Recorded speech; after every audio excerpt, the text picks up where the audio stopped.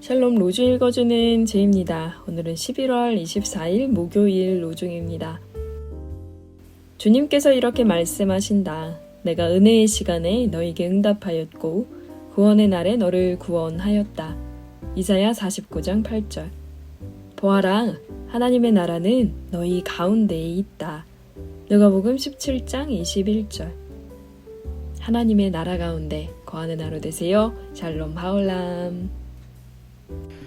예수님의 제자들은 승천하신 예수님을 보고 예수님이 금방 다시 오실 거라고 생각을 했던 것 같아요. 그래서 초기 교회 공동체에서는 다시 오실 예수님, 그러니까 재림하시는 예수님이 자기들의 살아생전에 올 거라고 믿었습니다.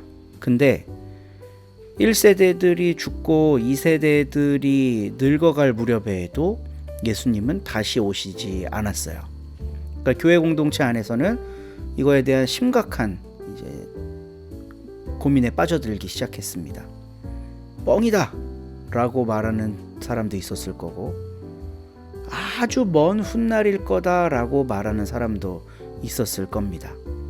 그러니까 이런저런 재림에 대한 이야기들이 무성했을 거예요. 1세기 어간의 그 기독교에서는 말이에요. 오늘날에도 근데 좀 비슷한 것 같아요. 1992년도에 다미선교회 사건이 아주 대표적인 예고, 예수님이 언제 온다 전천년설이 맞다 후천년설이 맞다 이러면서 예수님의 재림에 대해 이러쿵 저러쿵 하는 이야기들이 많아요. 아마도 오늘 가르침의 본문 누가복음이 기록된 때도 그런 논의들이 많이 있었던 것 같아요. 예수님이 언제 온다, 아니면 하나님의 나라는 이런 거다 저런 거다 하는 이야기들이 많이 있었을 거예요. 근데 오늘 누가복음서에서 이렇게 이야기를 합니다. 17장 21절. 또 보아라, 여기에 있다 또는 저기 있다 하고 말할 수도 없다. 보아라, 하나님의 나라는 너희 가운데 있다. 하나님의 나라가 제자 공동체 안에 있다고 지금 예수님이 말씀하신 걸로 누가가 기록하고 있거든요. 그러니까 하나님의 나라는 먼 미래에 주어지는 게 아니라 지금 현재 현존하고 있다는 거예요. 만약에 하나님께서 왕이시면 그분의 다스림은 지금도 유효할까요? 무효할까요? 그러니까 지금은 인간이 다스리고 먼 미래에 하나님이 다스리는 세상이 온다? 그런 하나님의 나라는 없다는 거예요. 하나님은 이미 온 세상을 다 다스리고 계십니다. 근데 그 다스림 속에 들어가느냐 마느냐는 내가 결정한다는 거예요. 그래서 하나님의 나라는 너희 속에 있다, 이렇게 예수님이 말씀을 하시는 거죠. 예수님의 다시 오심도 마찬가지입니다. 언제다, 아직 아니다, 아니 이미 왔다, 이런 논쟁이 무의미합니다. 여러분 속에 예수님이 살아계시다고 믿는다면요. 예수님은 지금 현존하는 분이시지, 지금은 이 세상에 없다가 먼 미래에 등장할 역사의 인물, 이런 거 아니라는 거예요. 지금 내가 예수를 품고 사느냐 아니냐, 이게 중요하다는 겁니다. 이게 신앙이라는 거예요. 부활하신 예수님이 내 속에 계속 살아 역사하고 계신다고 믿는 우리 서로 공동체 자매 형제님들 모두 되시기를 간절히 소망합니다. 오늘 함께 읽을 새한글 성경 본문은 요한 1서 3장이고요. 유윤희 집사님이 낭독해 주십니다. 좋은 하루 되세요. 3장. 보십시오. 아버지께서 우리에게 얼마나 큰 사랑을 베풀어 주셔서 우리가 하나님의 자녀라고 불리게 되었는지를요. 우리는 하나님의 자녀들입니다. 이 때문에 세상이 우리를 알지 못합니다. 곧 세상이 그분을 알지 못했기 때문에 말입니다. 사랑하는 여러분, 이제 우리는 하나님의 자녀들입니다. 우리가 어떻게 될지는 아직 밝혀지지 않았습니다. 그렇지만 우리가 알기로는 그분이 나타나시면 우리가 그분과 같아질 것입니다. 그분이 실제로 그러하신 대로 우리가 보게 될 것이기 때문입니다. 그분에게 이런 희망을 둔 사람마다 그분이 순수하신 것처럼 스스로를 순수하게 합니다. 죄를 저지르는 사람마다 불법도 저지르는 것입니다. 죄는 불법입니다. 여러분이 아시다시피 그리스도님은 죄를 치워주시기 위해서 나타나셨습니다. 그분 안에는 죄가 없습니다. 그분 안에 머물러 있는 사람은 누구도 죄를 짓지 않습니다. 죄를 짓는 사람은 모두 그분을 보지도 못했고 그분을 알지도 못한 것입니다. 자녀 여러분, 아무도 여러분을 속여서 헤매게 하지 못하도록 하십시오.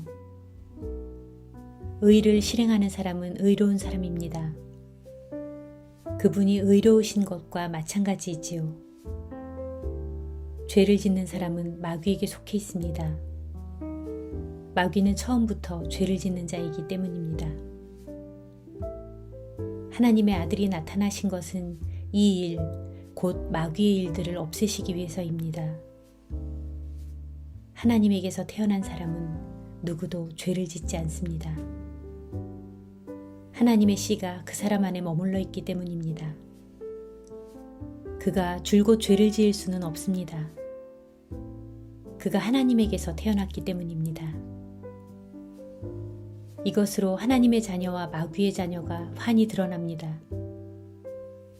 의를 실행하지 않는 사람은 모두 하나님께 속해 있지 않습니다. 자기의 형제 자매를 사랑하지 않는 사람도 그러합니다. 이것이 여러분이 처음부터 들은 소식이기 때문입니다. 곧 우리가 서로 사랑해야 한다는 것 말입니다. 우리는 가인처럼 되지 않아야 합니다. 가인은 악한 자에게 속해서 자기 아우를 때려 죽였습니다. 무슨 까닭으로 가인이 그를 때려 죽였습니까?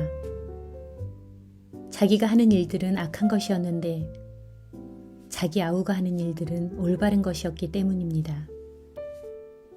또 형제 자매 여러분, 세상이 여러분을 미워한다고 해도 놀랍게 여기지 마십시오. 우리는 알고 있습니다. 우리가 죽음에서 생명으로 옮겨갔다는 것을요. 우리가 형제 자매들을 사랑하고 있기 때문입니다. 사랑하지 않는 사람은 죽음 안에 머무르고 있는 것입니다. 자기 형제 자매를 미워하는 사람은 다 살인자입니다. 여러분이 아시다시피 누구든 사람을 죽인 사람은 자기 안에 머무르는 영원한 생명을 가지고 있지 않습니다.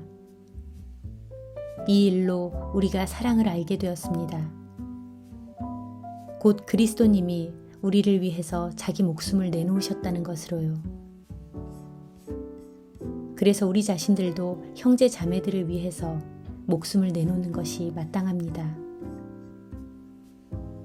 그러나 어떤 사람이 세상에서 먹고 살 만한 재물을 가지고 있는데 자기 형제 자매에게 도움이 필요한 것을 보면서도 그를 가엾게 여기는 마음을 스스로 닫아버린다면 그 사람 안에 어떻게 하나님의 사랑이 머물 수 있겠습니까?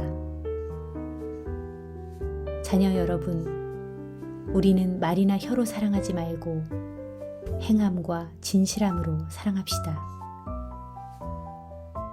이것으로 우리가 진리에 속해 있다는 것을 우리는 알게 될 것입니다. 그리고 하나님 앞에서 우리 마음을 안정시킬 것입니다. 우리 마음이 우리를 무슨 일로 비난한다고 하더라도 하나님이 우리 마음보다 크시며 모든 것을 알고 계시기 때문입니다.